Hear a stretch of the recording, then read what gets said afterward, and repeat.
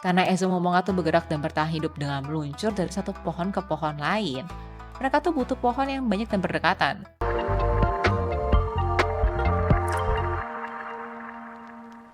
Pernah dengar tupai terbang teruwu dari Hokkaido, Jepang? Eh, tupai terbang. Tupainya bersayap gitu, Mbak M. No, no, no, no, no, no, no. Not exactly bersayap. Tapi mereka beneran bisa terbang. Kenalin, Ezo Momonga. Tupai mungil dan kawaii asli Jepang yang mungkin bikin kamu tuh mikir, "Beh, ini nih AI apa beneran?" Soalnya mereka emang suhu itu. Thankfully, mereka beneran ada di dunia nyata. Ezo Momonga itu subspesies dari Siberian Flying Squirrel yang berasal dari Siberia. Gimana? Mereka itu dari Jepang atau Siberia? Jadi gini, Ezo Momonga itu masih satu keluarga sama Siberian Flying Squirrel. Dulu banget nih, waktu daratan Jepang sama Siberia masih nyambung, banyak hewan dari Siberia yang menyebar sampai ke Jepang. Tapi seiring waktu, permukaan air laut tuh makin naik dan bikin sebagian daratan tuh terpisah dan jadi kepulauan sendiri yang sekarang jadinya Jepang. Nah, beberapa hewan Siberia yang udah terlanjur nyampe ke Hokkaido jadi terisolasi di sana, termasuk si Ezo Momonga ini. Karena udah lama banget terpisah sama leluhurnya nih ya, si Ezo Momonga tuh berkembang jadi subspesies tersendiri. That's why dia dikasih nama ilmiah Pteromis falanis ori, di mana Pteromis volans menunjukkan hubungannya dengan Siberian Flying Squirrel. Sedangkan ori itu ditambah buat menghormati Orii Hyojiro, peneliti Jepang yang pertama kali ngumpulin tentang Ezo Momonga di tahun 1920. That's why hewan super imut ini secara resmi tuh dianggap sebagai hewan endemik di Hokkaido. Karena secara alami, mereka tuh udah jadi subspesies tersendiri yang hanya ada di Hokkaido. Gak ada di tempat yang lain. Bahkan di Jepang juga ada cuma di Hokkaido aja. Karena itu juga namanya Ezo Momonga, yang mana Ezo ini merupakan nama Hokkaido di zaman dulu. Ezo Momonga ini ukurannya mini banget, sampai-sampai bisa kamu simpen di kantong baju kamu. Panjang tubuhnya yang sekitar 15-18 cm. Kalau sekalian sama ekornya, biasanya sekitar 30 cm nih. Beratnya juga enteng banget, sekitar 60-120 gram aja. Soal warna bulunya, kalau kamu searching di internet, kamu bakal lihat banyak gambar Ezo Momonga dengan warna bulu abu-abu terang. Tapi sebenarnya, warna bulu mereka tuh menyesuaikan sama musimnya. Kalau lagi musim panas, warnanya bakal cenderung kecoklatan. Kalau lagi musim dingin, baru cenderung jadi keabu-abuan. Selain itu, Ezo Momonga juga punya bulunya tuh mirip kayak cincin gelap di sekitar matanya. Oh ya, meskipun julukan Ezo Momonga itu tupai terbang khas Jepang, mereka ini sebetulnya nggak terbang sebagaimananya burung terbang tentunya ya. Lebih tepatnya, Ezo Momonga ini meluncur dari satu tempat ke tempat yang lain. Buat bisa meluncur, mereka pakai selaput di antara kaki depan dan belakangnya yang disebut dengan gliding membrane atau patagium. Dengan ini, mereka bisa meluncur sejauh 20-50 meter dari satu pohon ke pohon lainnya. Untuk habitatnya sendiri, Ezo Momonga tuh tersebar di hutan konifer dan hutan gugur yang ada di Hokkaido. Kedua jenis hutan itu umumnya punya banyak pohon tinggi buat Ezo Momonga terbang meluncur ke sana ke sini.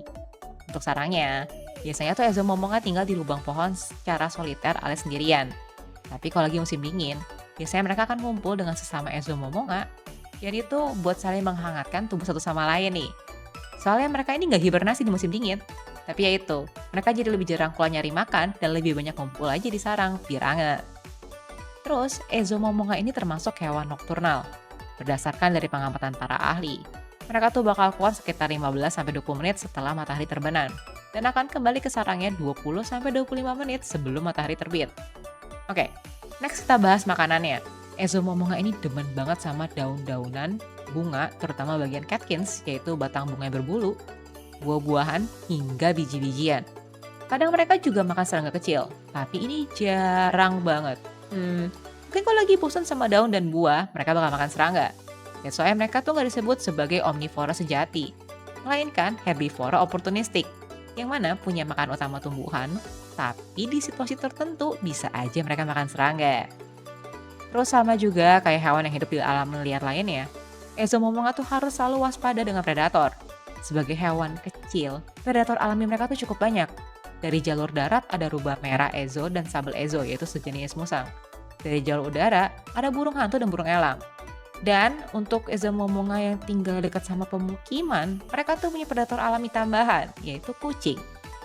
Oke, kita bahas lagi nextnya soal berkembang biak. Overall, mereka ini punya 2 musim kawin. Yang pertama berlangsung di akhir Februari sampai awal Maret dengan kelahiran tuh sekitar awal April atau di Mei. Dan itu yang kedua berlangsung di bulan Juni dengan kelahiran di sekitar akhir Juli sampai pertengahan Agustus. Dalam satu kali kelahiran, Ezomomonga ini bisa menghasilkan 2-6 anak. Pas lahir, bayi mereka ini kecil banget. Beratnya cuma sekitar 3-4 gram, belum ada bulunya, dan matanya masih ketutup. Bulunya bakal tumbuh sempurna di hari ke-30. Di hari ke-35, mata mereka akan terbuka. Lalu di hari ke-50, mereka udah diajarin meluncur sama induknya. Nah, gitu hari ke-60, si bayi akan mulai meninggalkan induknya untuk hidup mandiri seperti Ezomomonga dewasa. Ezomomonga sendiri termasuk hewan yang dilindungi di Jepang.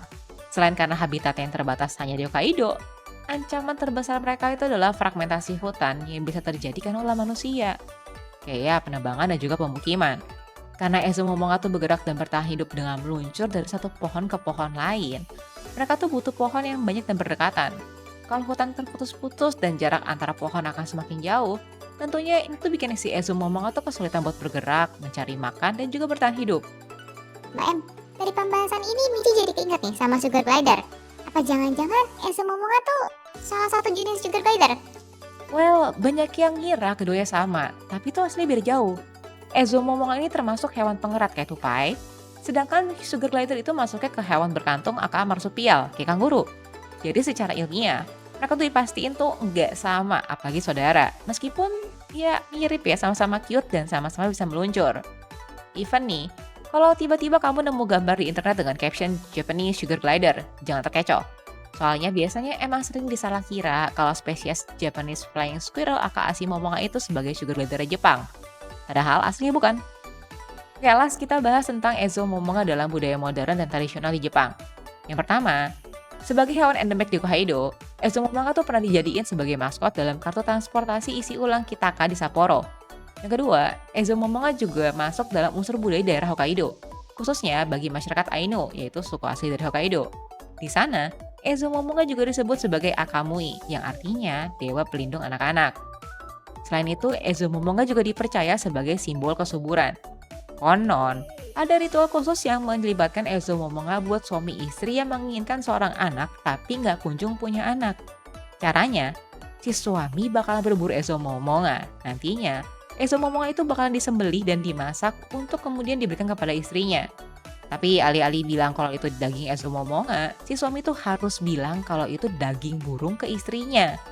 Nanti suaminya bakalan berdoa dan memohon kepada roh Ezomomonga yang mana dipercaya sebagai jelmaan dewa tersebut agar setelah itu mereka diberi anak. Nah, kalau misalnya usaha tersebut nggak berhasil, si suami boleh minta izin ke istrinya buat punya istri lagi. Waduh, banget kan? Banget. Well, ternyata Ezomomonga itu nggak cuma hewan lucu, tapi juga simbol budaya dan kepercayaan yang ada di sana. So, gimana? Kamu tertarik nggak sih ketemu langsung sama makhluk mungil yang bisa meluncur ini?